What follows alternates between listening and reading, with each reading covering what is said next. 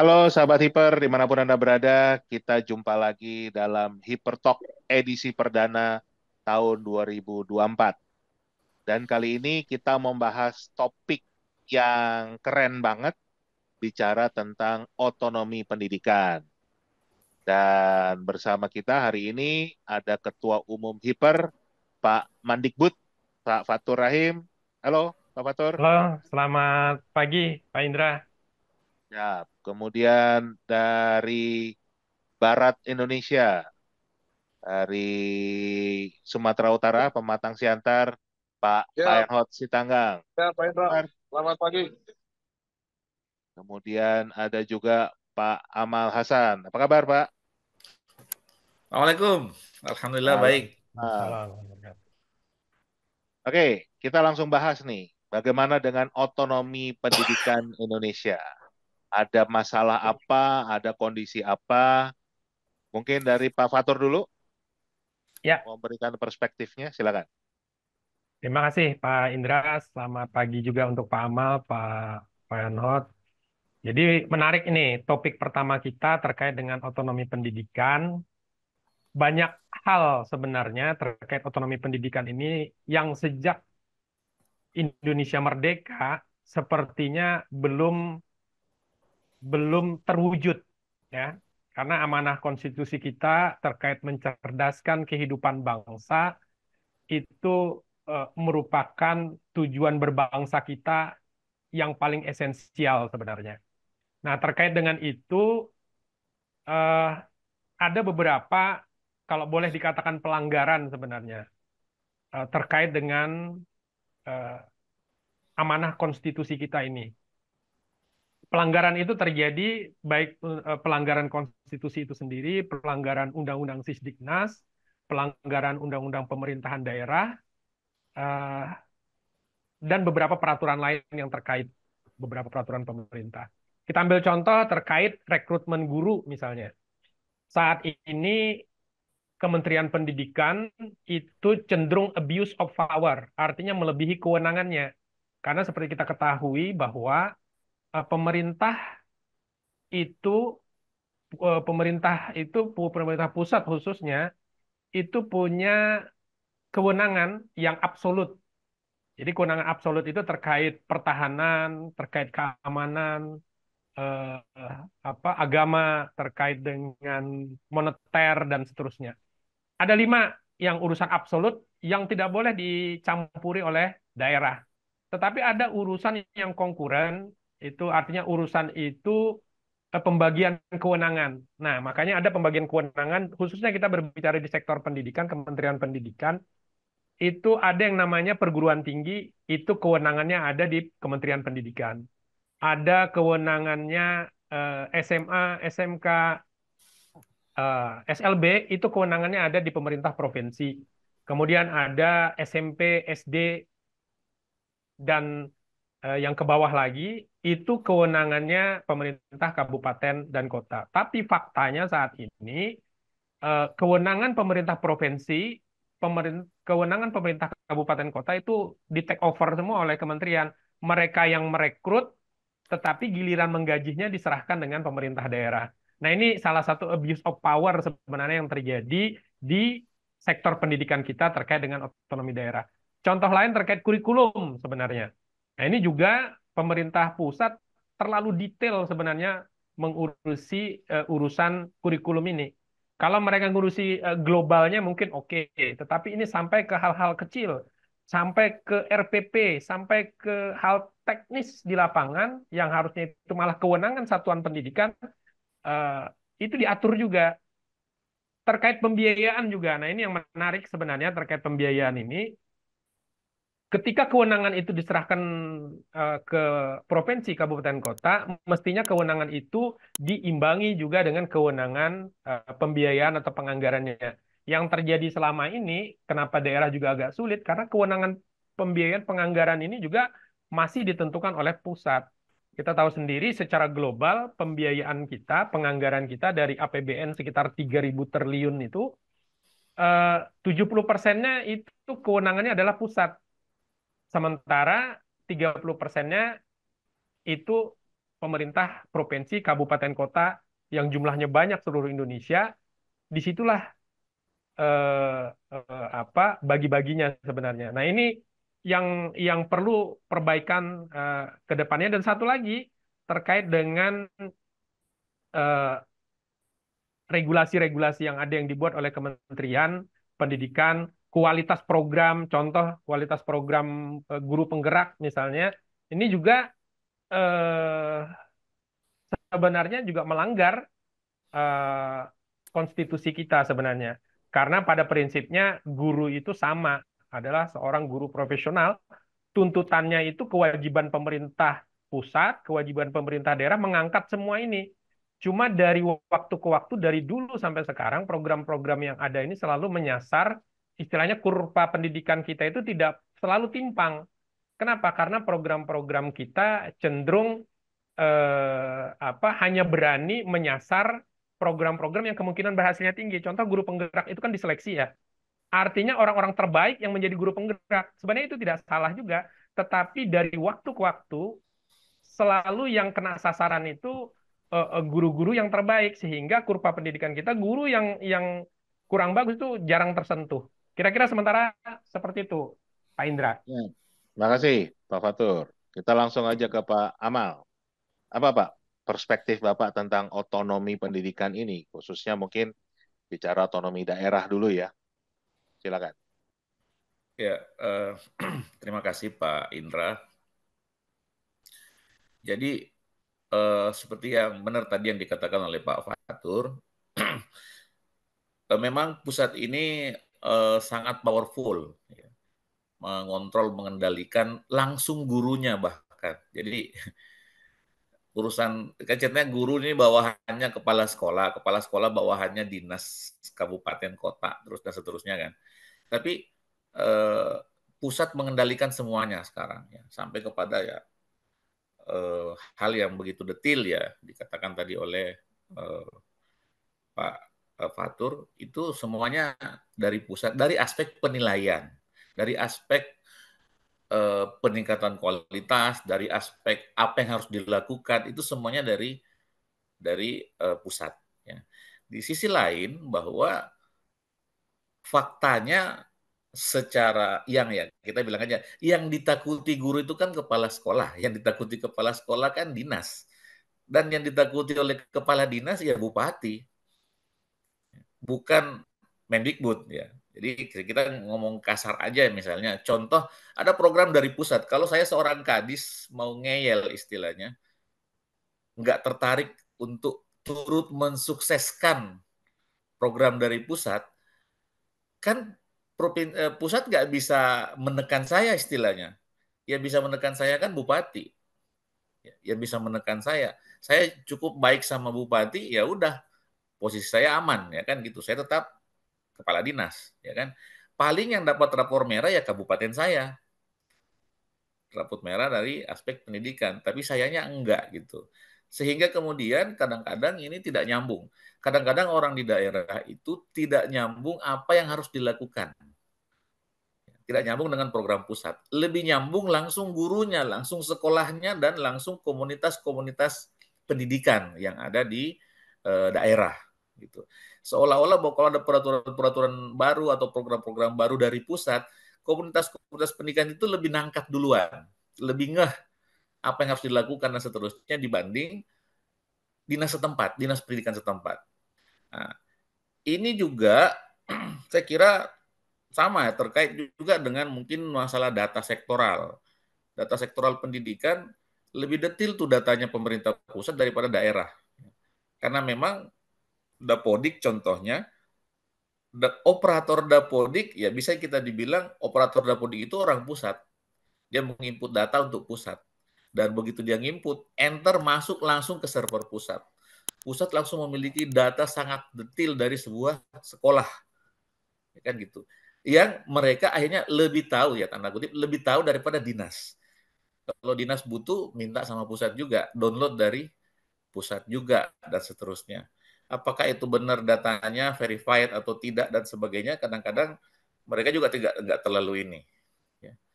Karena tetap kalau beberapa tahun lalu sih memang pernah ada kasus ditemukan ada sekolah yang kemudian misalnya melakukan markup jumlah siswa misalnya, dan itu langsung ke pusat hanya untuk memancing turunnya dana BOS yang lebih besar, memancing turunnya bantuan RKB misalnya. Tapi dan itu memang karena orang daerah nggak tahu, ya. Jadi ini memang sangat powerful. Di sisi lain memang kesiapan SDM di daerah memang juga tidak benar-benar siap, ya. Artinya banyak mungkin memang secara ini di daerah itu ya karena namanya bupati itu jabatan politis, ya. Saya yang penting misalnya dia like kan mungkin kan mutasi itu kan di wewenangnya daerah loh. Mau menempatkan kepala sekolah di mana itu wewenangnya daerah, wewenangnya daerah. Jadi tapi sampai segitu aja dan mengatur administrasi penggajiannya mungkin. Tapi selebihnya itu prestasi, penilaian ini dan sebagainya semuanya dari pusat. Kurikulumnya dari pusat. Ya. Di sini yang saya kira seolah-olah pusat itu bilang begini, karena di daerah nggak siap, ya udah sini saya aja yang kerjakan semua. Karena daerah itu khawatir nanti dia cuma jadi raja-raja kecil di daerah, ya sudah kami aja yang kerjakan. Padahal yang seharusnya karena setiap daerah itu punya kebutuhan spesifik, harusnya justru pusat ya membina ya apa istilahnya dinas pendidikan setempat. Harusnya seperti itu. Artinya membina orang di daerah, bukan mengambil alih, wewenang mereka hanya karena dianggap orang daerah mungkin masih kurang mumpuni, mungkin orang pusat menilai begitu, sehingga mereka yang mengerjakan sendiri. Padahal harusnya tetap harus pada bagaimana melakukan pemberdayaan di daerah. Karena kalau tidak seperti itu, jadilah kita seperti selama ini. Ibaratnya ya kalau lagu pop dari pusat, pop semua seluruh Indonesia gitu. Walaupun mungkin ada daerah yang butuh dangdut, butuh ini, tapi karena memang semua dirijennya dari pusat semua. Ya. Jadi otonomi daerah di mana kalau seperti itu? Khususnya eh, otonomi daerah dalam hal ini untuk pendidikan, karena sampai hari ini faktanya kepala dinas pendidikan itu bawahan bupati wali kota, bukan dan dinas dan gubernur, bukan seperti Kemenak misalnya yang memang lembaga organisasi vertikal. Kalau dinas kan enggak, ya. Jadi harusnya otonomi dan kewenangan ada di situ. Saya kira garis besarnya gitu dulu mungkin Pak Indra. Ya. Nah, sekarang saya minta tanggapan Pak Fatur dan Pak Amal ya tentang otonomi daerah ini karena memang ada pro dan kontra kan, termasuk pemerintah pusat sendiri yang tadi Pak Amal juga sampaikan, ini daerah nih nggak mampu nih, makanya kita take over aja, kita ambil alih. Pemerintah pusat ngomong begitu, ya kan? Di sisi lain, memang sebetulnya kalau kita bicara tentang dasar negara kita, memang harusnya bukan menuju ke keseragaman, tapi ke keberagaman kan. Dan ini sangat berdampak misalnya dalam soal kurikulum, ya. Kalau kita kurikulum itu betul-betul sangat strict seperti yang disampaikan Pak Fatur tadi, bahkan sampai buku teksnya, ini salah satu penyebab kemampuan matematika kita rendah, itu karena kita nggak pernah kontekstual. Contoh nih, contoh. Ini kan ada selalu ada di buku teks SD. Kereta A berangkat dari kota Jogja misalnya, jam 10 pagi kecepatannya 60 kilometer per jam. Kereta B berangkat dari Jakarta kecepatan 120 kilometer per jam, berangkatnya pukul 11 misalnya. Kecepatan kereta A 100 kilometer per jam, kereta B 50 kilometer per jam. Mereka ketemu di mana, di kilometer berapa, kan begitu? Ada kan soal SD. Problemnya buat anak-anak yang tinggal di NTT misalnya, mereka nggak pernah ngelihat kereta gitu. Jadi kan nggak kontekstual menyeragamkan kondisi Indonesia, padahal harusnya kontekstual. Nah, kalau pandangan Bapak berdua nih, Pak Fatur maupun Pak Amal, sebetulnya lebih efektif mana sih? Pendidikan ini memang ini terlepas dari aturannya yang sekarang ya. Tapi sebetulnya kalau kita mau menilai secara jujur, lebih efektif mana sih? Kalau pendidikan itu dipusatkan kembali seperti era Orde Baru, atau memang sebetulnya full itu diotonomikan seperti amanat undang-undang pemerintah daerah walaupun pelaksanaannya masih belum sempurna. Yang mana nih? Pak Fatur dulu mungkin. Oke, baik, Pak Indra. Jadi sekaligus saya melanjutkan Pak Amal tadi. Jadi saya lebih cenderung yang kedua tadi, artinya otonomi daerah di sektor pendidikan ini benar-benar diberikan kewenangan semestinya sesuai amanah konstitusi. Kenapa? Karena gini, program-program yang didesain oleh pusat, sementara daerah itu hanya sebagai tenaga marketing, kasarnya kan seperti itu tuh.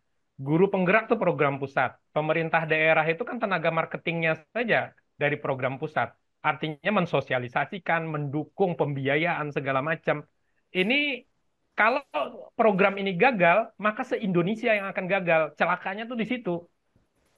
Jadi kalau guru penggerak contohnya, kurikulumnya misalnya, kurikulum Merdeka misalnya, itu kalau gagal, maka se-Indonesia yang akan gagal. Celakanya itu di situ. Tetapi kalau desentralisasi, otonomi pendidikan itu benar-benar sesuai amanah konstitusi, kita ambil contoh, di Jakarta guru penggerak, oke. Di Medan eh, guru pendobrak misalnya namanya.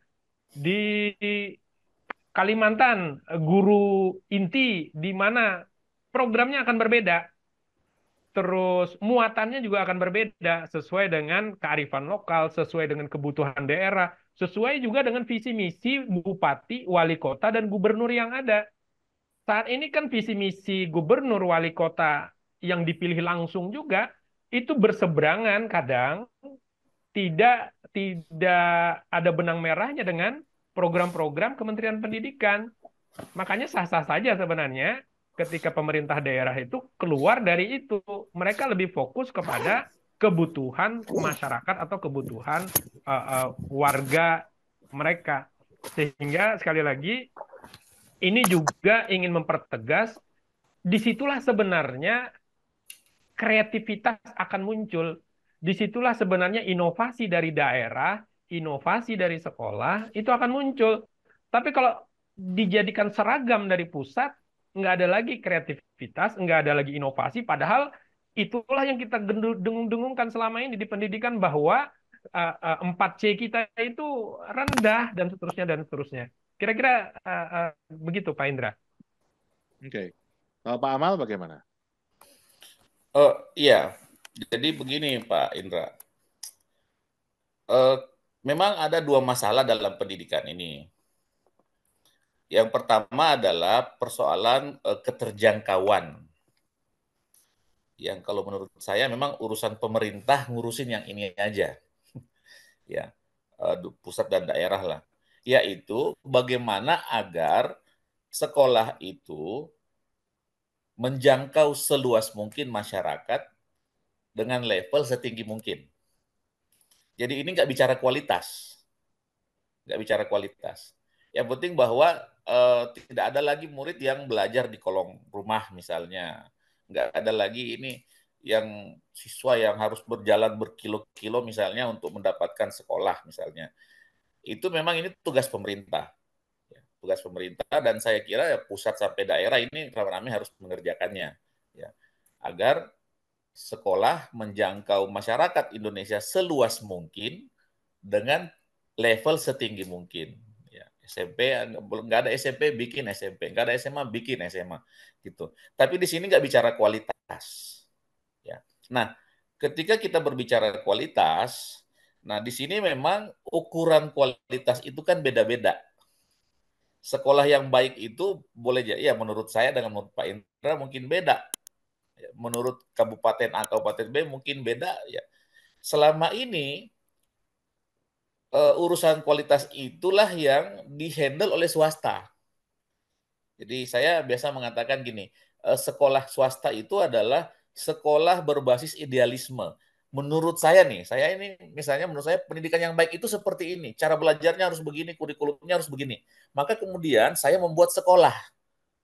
Sebentar Pak. Saya harus potong dulu nih kalau ini.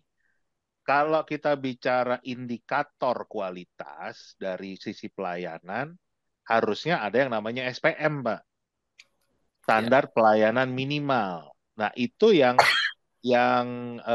harusnya memang harus dipenuhi. Itu yang memang dibuat oleh pemerintah pusat, ya kan? ya, Ini loh standar pelayanan minimalnya ini. Nah, setiap sekolah harus melayani di atas itu, ya kan? Karena minimal kan. Itu ya, yang menurut saya menjadi ini ya. Jadi jangan juga kita menilainya dari keinginan pasar. Kan ya, agak beda nih. Kayak sekarang nih Indonesia juga juga karena terpengaruh pasar itu semua orang nyarinya nilai setinggi-tingginya. Makanya bimbel laku, apa eh, les-les begitu laku kan itu. Itu justru malah menunjukkan mutu pendidikan kita buruk dengan banyaknya bimbel-bimbel itu. Ya kan? Itu iya, iya. dampaknya. Itu aja Bang. Saya interject di situ, Pak ya. Iya, jadi maksud saya Pak Indra, ini yang menurut saya mesti jadi kalau menurut saya tadi kalau urusan keterjangkauan itu urusan pusat sampai daerah. Dan ini kalau mau lagunya sama nggak apa-apa, harus sama memang. Kalau urusan itu. Bahwa di pelosok ini harus ada SD di sana, bikin SD gimana caranya. Harus ada guru yang ditempatkan di sana, harus ada ini, itu harus dipikirkan, disukseskan dari pusat hingga daerah. Tetapi kalau kita sudah bicara peningkatan kualitas, ya, ini yang sudah harus turun ke bawah. Ya, ya sama mungkin tadi pusat nggak apa-apa menetapkan standar minimalnya, tapi itu harus pelaksana dan controllingnya dan sebagainya itu sudah harus terdiferensiasi istilahnya ke bawah ya. Karena memang sedikit kadang-kadang terlalu tipis perbedaan antara diferensiasi dan diskriminasi. Ini kayaknya butuh nanti bantuan Pak Mandikbud nih.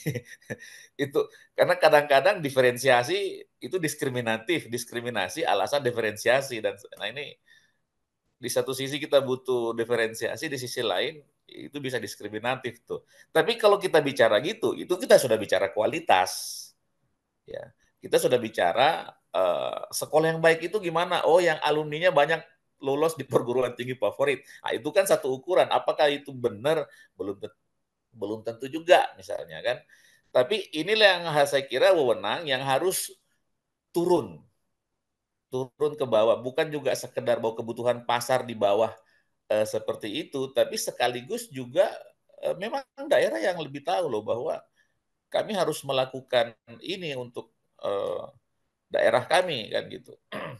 Ya, memperkuat muatan-muatan lokal yang ya kayak Pak Indra tadi kontekstualnya lah itu dengan muatan lokal yang lebih ini itu yang harus dilakukan di daerah dan pusat harusnya memberi ruang untuk itu ruang dan wewenang sampai kepada wewenang penganggaran ke daerah dalam urusan itu. Ya. Jadi saya kira ini yang apa? Kalau masalah kemerataannya ya nggak apa-apa itu yang dari pusat. Ya. Keterjangkauan dan pemerataan. Ya, mau sistem zonasi, mau apa itu semua bagian dari strategi untuk memperluas keterjangkauan sekolah. Ya, saya kira seperti itu. Tetapi kalau kualitas jangan terlalu detail ke bawah deh jangan terlalu detail ke bawah karena ukuran kualitas ya itu tadi beda-beda antara satu dengan yang lain. Tetapkan standar minimalnya saja, turunkan ke bawah bagaimana cara untuk mencapai standar minimal itu, kasih ke daerah, serahkan ke daerah, kasih kewenangan daerah untuk termasuk penganggarannya misalnya, guru yang baik itu seperti apa, mungkin daerah punya kriteria sendiri juga mungkin ya, walaupun ada kriteria minimalnya dan seterusnya. Ini yang saya kira harus ini yang harus terdiferensiasi, terdiferensiasi. Saya kira mungkin itu ya dari saya, Pak. Oke, siap. Saya langsung lompat ke Pak Payenhot. Sekarang kalau kita bicara otonomi sekolah swasta, ya kan? Itu itu apakah memang sekolah swasta diberikan ruang gerak yang otonom atau justru pemerintah itu baik pemerintah pusat maupun daerah terlalu cawe-cawe ke dalam manajemen sekolah swasta, sehingga kalau kita pakai istilah orang bule, kalau kita masukkan semua telur dalam satu keranjang, kalau pecah-pecah semua nih kan. Padahal kan harusnya tadi kita itu harusnya bineka, kita beragam. Sekolah swasta di negara manapun itu betul-betul bisa mengembangkan sekolahnya sendiri, nggak bergantung pada swasta, apa nggak bergantung pada pemerintah. Silakan, Pak Pai. Terima kasih Pak Indra. Kalau sekolah swasta ya, jadi kalau kita lihat sekolah swasta ini sebetulnya karena kita juga harus mematuhi aturan yang sama dengan sekolah milik negara, baik standar-standarnya juga. Sebetulnya ya kita sekolah swasta ini juga seperti di apa lah ya, seperti dikungkung juga oleh berbagai peraturan itu. Karena semua standar-standar yang dimiliki oleh pemerintah itu kan harus kita ikuti semua.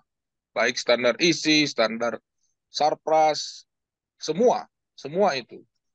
Padahal ini kan milik swasta. Jadi sebetulnya akhirnya yang terjadi apa? Swasta ini kebanyakan improvisasinya memang jadi terbatas. Ya, misalnya saya bilang lah seperti kurikulum misalnya Pak Indra ya. Kurikulum itu harusnya swasta itu kan bisa lebih fleksibel, lebih leluasa lah menyesuaikan dengan kebutuhan-kebutuhan sekolahnya. Tapi kalau faktanya kan kita nggak bisa juga sembarangan membuat kurikulum itu.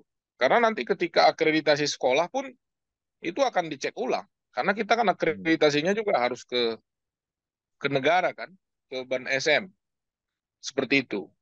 Yang kedua, berkaitan dengan kewenangan-kewenangan sekolah lah. Ya, kewenangan-kewenangan sekolah itu misalnya seperti beban kerja guru, Pak Indra. Kita kan beban kerja guru kita ini kan sama juga kita dengan sekolah milik negara. Misalnya harus 24 jam. Kenapa? Karena sertifikasi kita kan sama dengan dasar regulasi yang sama.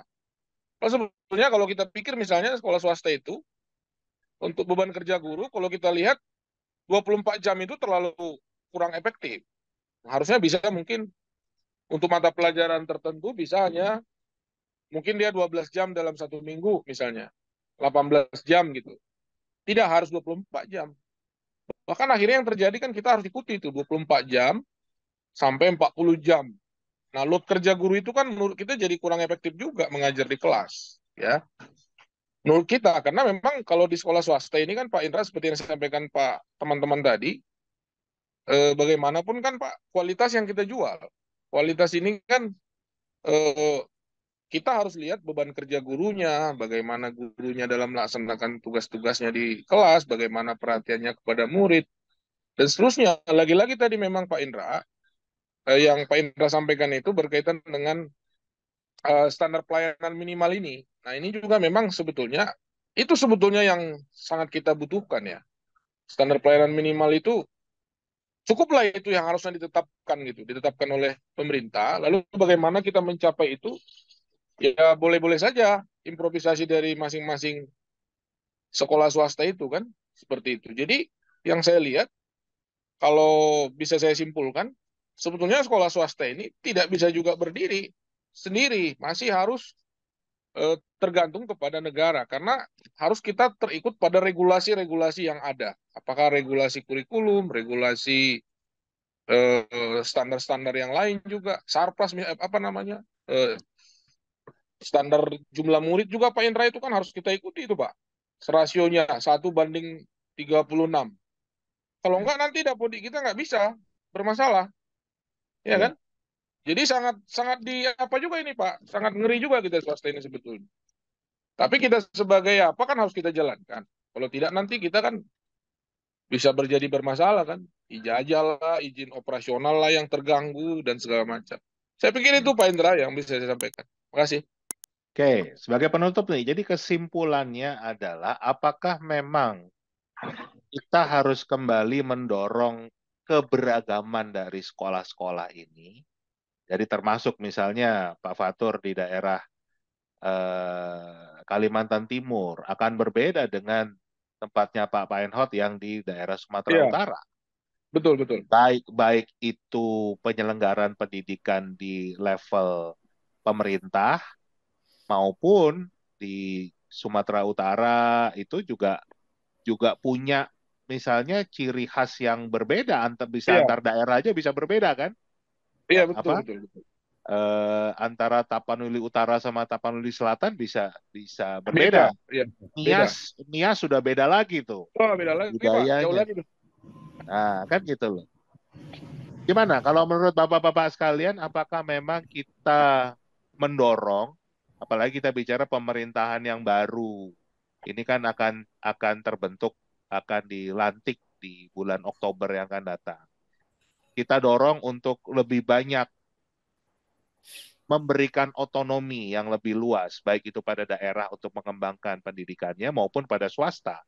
Jadi tidak terlalu cawe-cawe pemerintah pusat yang sebetulnya secara kapasitas itu juga sebetulnya nggak kuat untuk terlalu cawe-cawe. Sumber daya manusianya juga kurang, anggaran juga terbatas. Akhirnya ngurusin hal-hal yang nggak substansial. Bagaimana pendapat Bapak nih sebagai penutup diskusi kita hari ini? Pak Fatur Apa dulu, dulu nih, silakan. Pak Tur ya?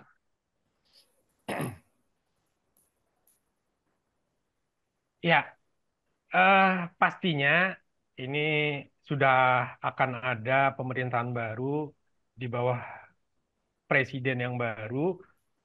Tentu sedang saat-saatnya ini menggodok program. Nah, memang kesempatan bagi kita memberikan usulan dan masukan.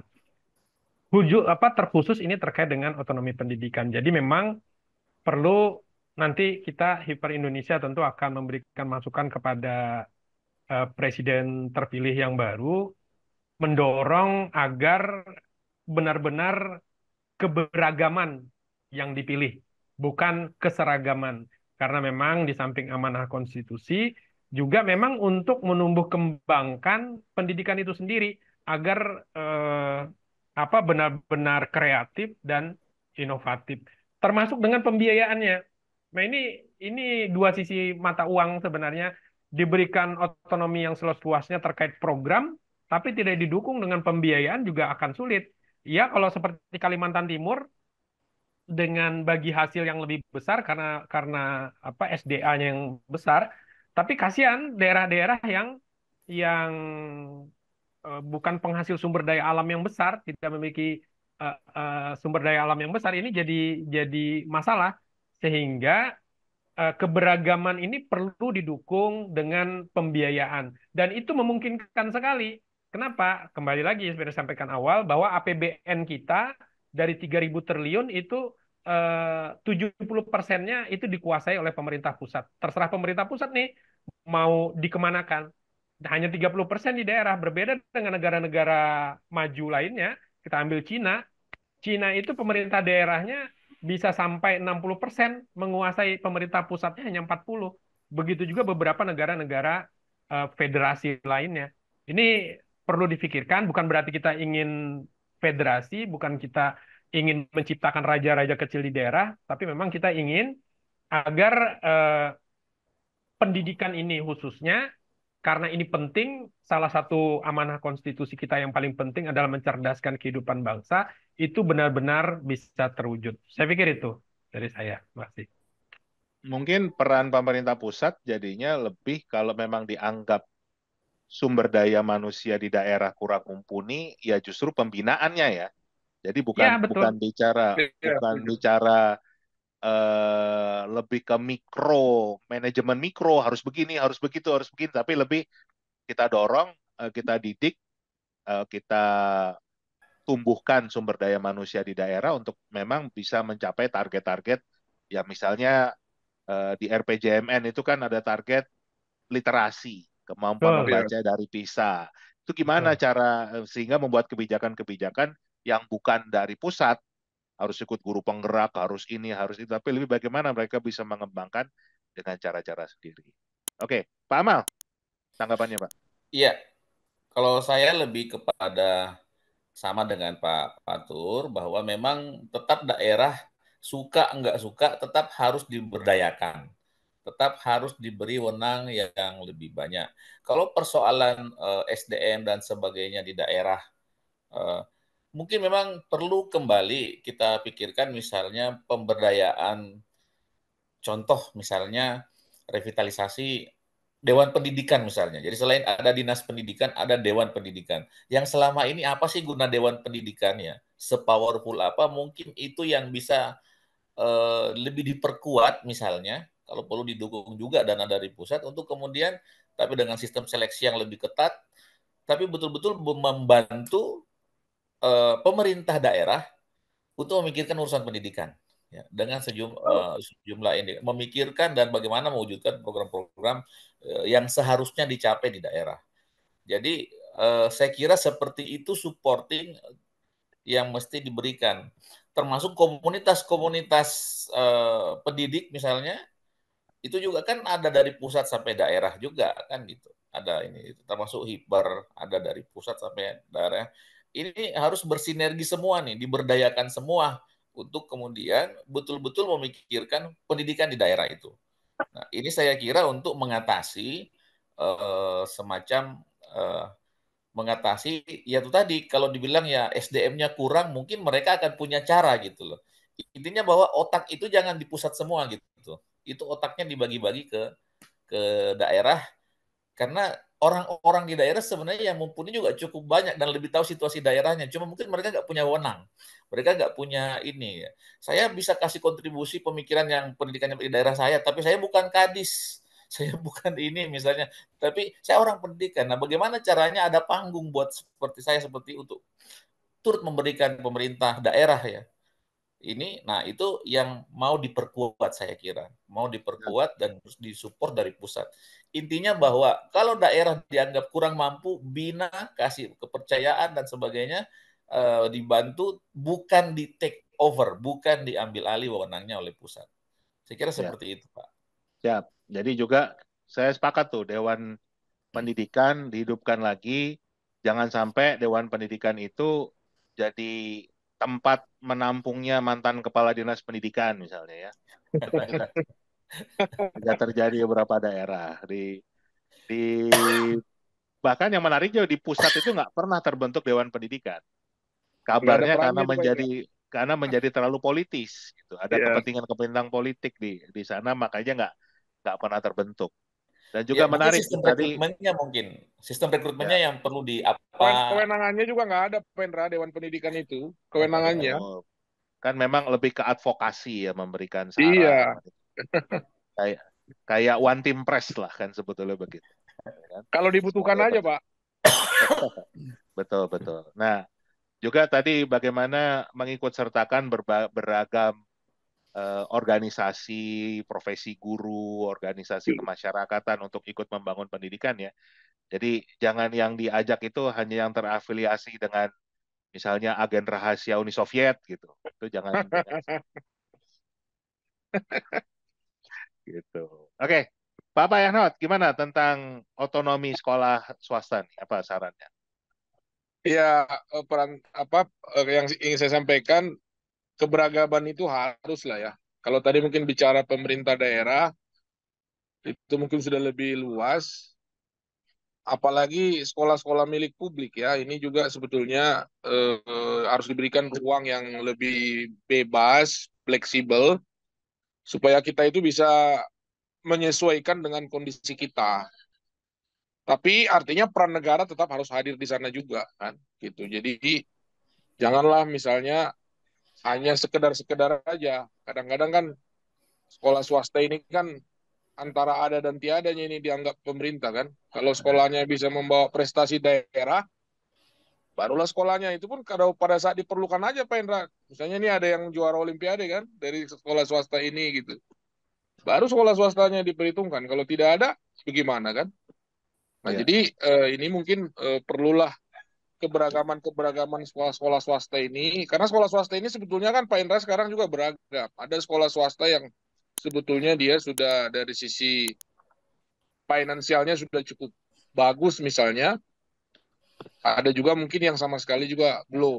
Tapi justru di sekolah-sekolah yang seperti itu juga masih banyak murid-murid yang kurang mampu bersekolah di sana. Nah, di situ juga negara harus hadir ya gitu. Jadi di situ mungkin satu lagi mungkin Pak Indra terkait dengan apa tadi peran pemerintah daerah. Saya juga setuju dengan teman-teman yang lain. Ya pemerintah daerah itu diberdayakan lah ya. Karena kalau yang saya lihat di sini kan Pak, pemerintah daerah ini kan sepertinya justru tidak ada perannya orang ini kan. Karena kalau kita lihat berbagai kegiatan pemerintah pusat, mereka ini semua hanya jadi panitia di daerah kan. Hanya jadi panitia aja. Ada kegiatan sekolah penggerak, panitianya pemerintah daerah. Ada semualah, semuanya mereka itu hanya Tim sukses. panitia. Jadi justru yang saya lihat pejabat-pejabatnya ini pun sepertinya hanya jadi formalitas saja. Sama Ya. seperti misalnya kita juga untuk kewenangan-kewenangan lain. Toh semua kan dari pusat, uangnya dari pusat, sistem kurikulumnya dari pusat. Jadi pejabat-pejabat pemerintah daerah ini, boleh saya bilang lah seperti di daerah saya ini ya. Ya memang itu, hanya ini aja. Seperti kami di sini ada cabang dinas namanya. Menurut saya nggak ada kegiatannya, Pak. Itu pegawainya di kantornya ada 20 orang itu kan. Tapi karena mereka tidak diberdayakan mungkin ya, tidak diberikan kewenangan. Harusnya kan kewenangannya bisa banyak, Pak Indra. Melakukan pembinaan ke sekolah-sekolah, melakukan monitoring, melakukan seperti yang Pak Indra sampaikan tadi, mungkin apakah sudah tercapai standar pelayanan minimalnya, atau ada keluhan orang tua, atau memberdayakan komunitas-komunitas pendidikan yang bisa memberikan kontribusi kepada berbagai sekolah-sekolah itu. Nah ini mungkin harus perlu kita dorong. Mungkin demikian Pak Indra, makasih. Siap. Oke, terima kasih Bapak-Bapak atas masukannya. Mudah-mudahan apa yang kita diskusikan hari ini bisa didengar oleh pemerintahan yang baru dan tentunya kita berupaya untuk memperbaiki kualitas pendidikan Indonesia yang betul-betul merepresentasikan Indonesia. Saya sering mengatakan begini, jangan paksa orang Padang untuk menyukai gudeg karena beda apa kulturnya beda, kesukaannya beda dan itulah yang membuat Indonesia itu indah. Indonesia itu Iya. beragam. Jangan ada upaya untuk menyeragamkan semua termasuk bidang pendidikan. Karena itu bukan ciri Indonesia. Indonesia itu selalu muncul dari beraneka ragam latar belakang, suku, budaya, agama, dan itu kita tampung bersama dalam negara kesatuan Republik Indonesia. Terima kasih, sahabat Hiper. Sampai jumpa lagi Terima kasih. di topik yang lain. Yes.